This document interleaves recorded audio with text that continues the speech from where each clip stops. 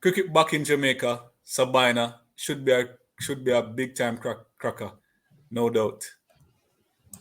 Welcome, Sports Nation, to Sports DTM, the sports channel where we call sports down the middle. You can expect the latest in sports news, views, and reviews from our resident analysts. No sports topic is too controversial, and no team or player is above criticism.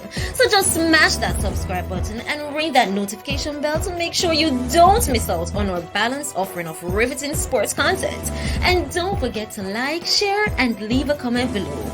Welcome to Sports DTM.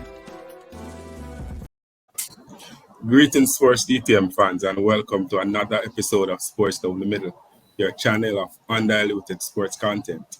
Raymond and I are here to talk about the West Indies versus Ireland one-day internationals to be hosted at Sabina Park. Yes, Sabina Park in Jamaica, hosting a cricket match for the first time since 2020.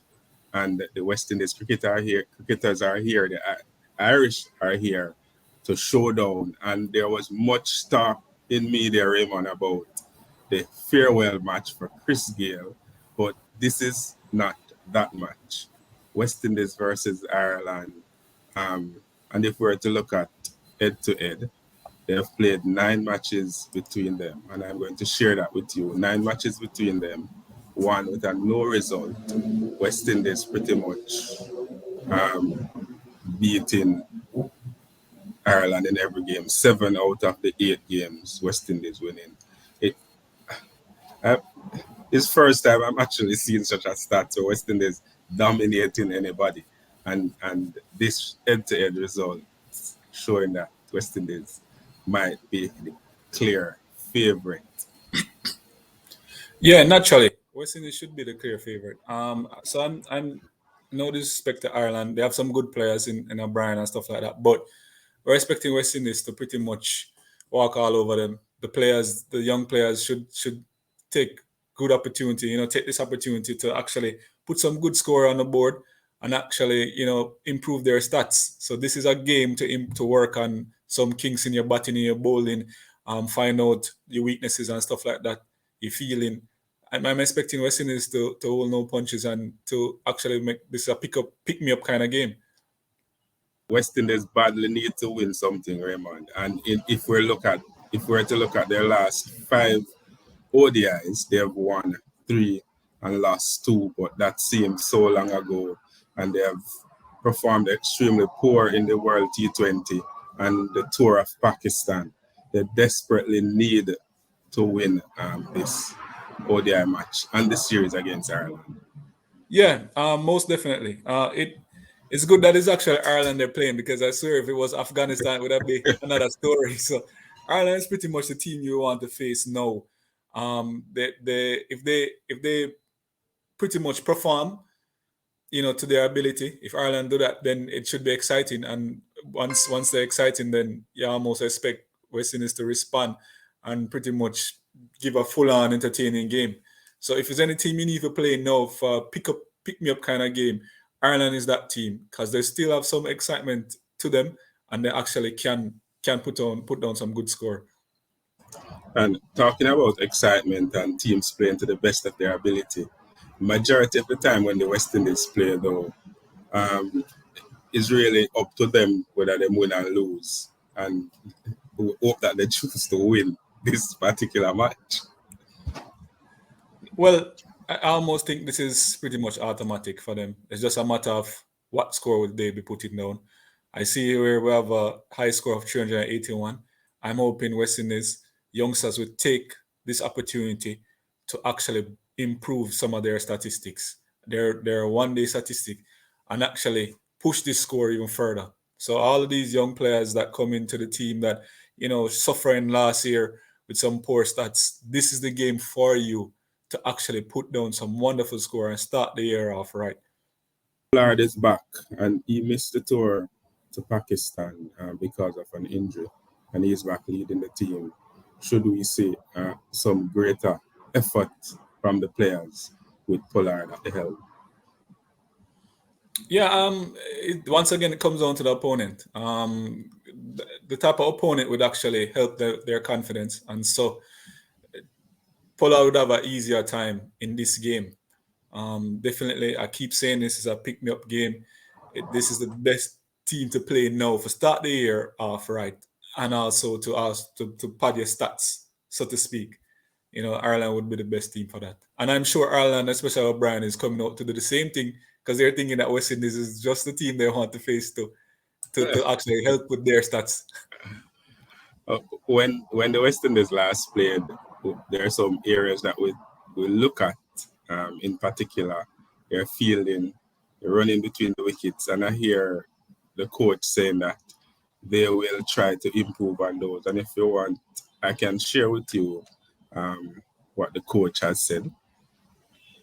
I think one of the things that has let us down a little bit is our run between the wickets. And that's one of the things that we put a lot of emphasis on when you go into the field. We've been making chances for runouts and things, and we haven't been hitting the stumps directly enough. So all of these are small things by comparison to the total of 180, I think, but they become big things if you're doing them and effecting a run out here or running two here and putting pressure on the other team. So small things like that, but in the end, they will turn out to be big things.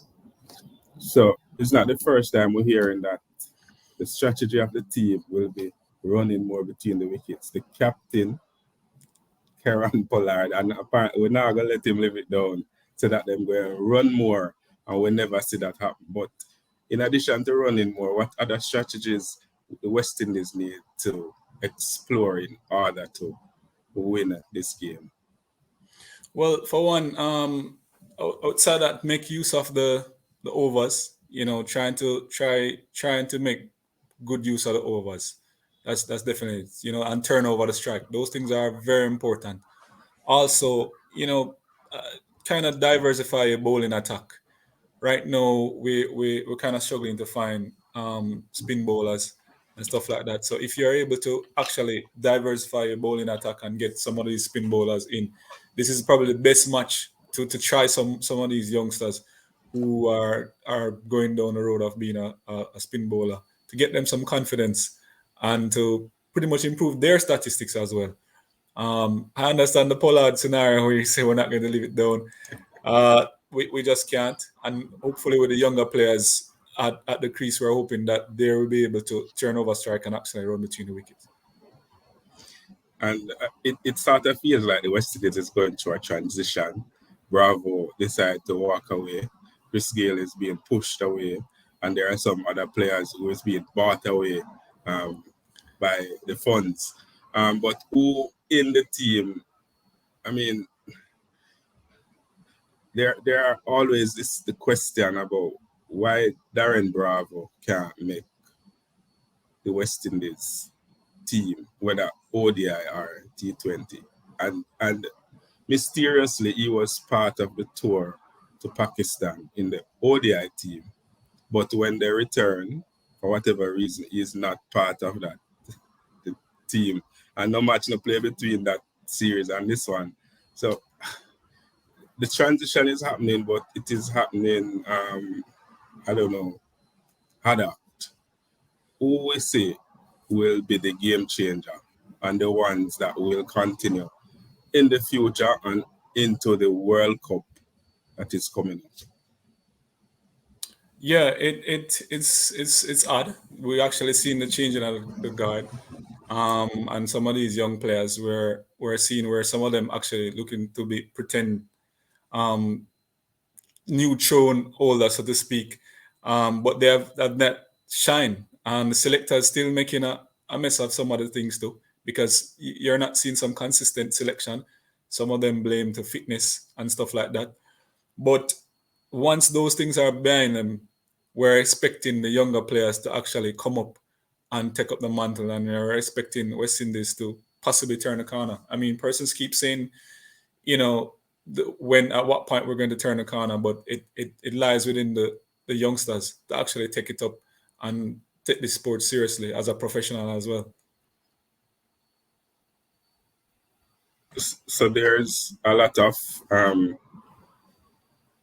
responsibility being placed on persons like Nicholas Puran, Shehu, Akil Hassan, and so on.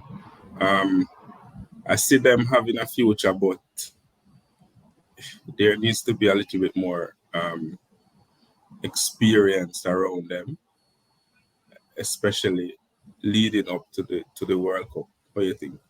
Yeah, absolutely. Any team, any really good team always have one experienced person or two so as to guide these younger players. I can see that in Pollard, possibly Russell.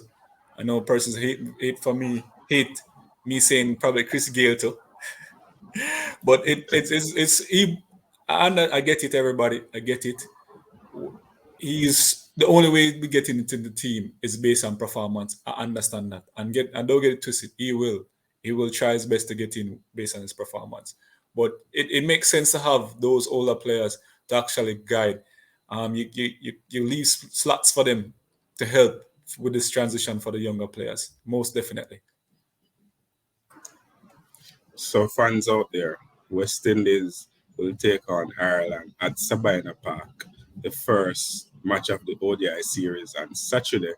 First in a very long time that there'll be cricket at Sabina Park. There will be no fans allowed as well. So they'll be playing to an empty stadium. We would love to hear from you. What's your thoughts on this matchup? West Indies versus Ireland in ODI.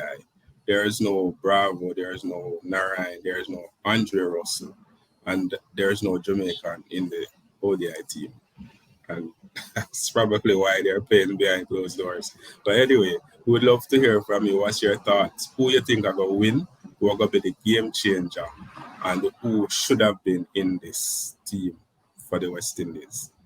Certain universe boss, maybe. Leave those comments in the comment section below. And always remember to like, to share, and to subscribe. And to tell a friend, to tell a friend, to tell a friend, to tell all of them friends to come and join the Sports DTM family. This has been another episode of Sports Down the Middle. Be blessed.